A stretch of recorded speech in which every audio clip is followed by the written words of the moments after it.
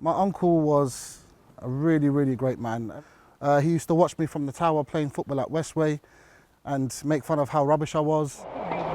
Flames were still coming out of it. Flames were coming out of his window right at the top. 223 residents escaped. Some were injured, but 72 died, including 18 children and Karim's uncle. I remember seeing this red T-shirt that was sort of like hanging on the railing.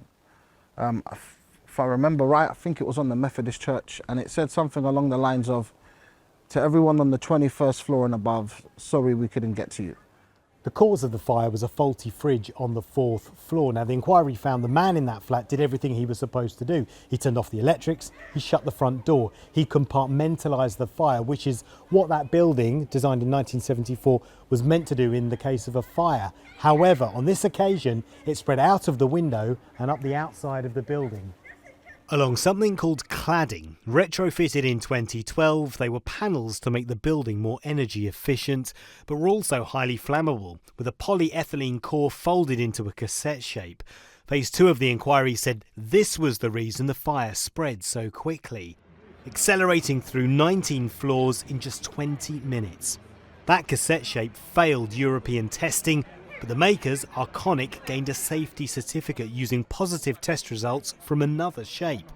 The company admits this could be seen as a misleading half-truth, but denies withholding information deliberately, saying responsibility for fire safety rests with the subcontractor. And this has been a recurring theme throughout Phase 2, with contractors, subcontractors, central and local government passing the buck. The report will also mention how, for 30 years, politicians ignored warnings following smaller-scale residential tower fires while continuing to relax building regulations.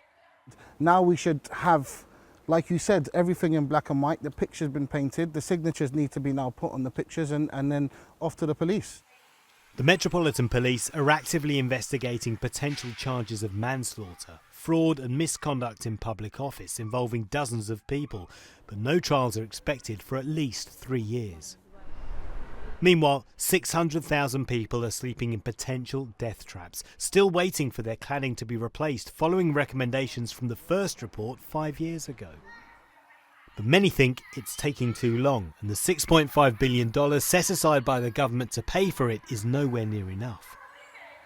You must miss him. Yeah, my daughter's, she's starting school, and when he was alive, she was just a little baby, so, and he's not here for that. Paul Hawkins, TRT World, London.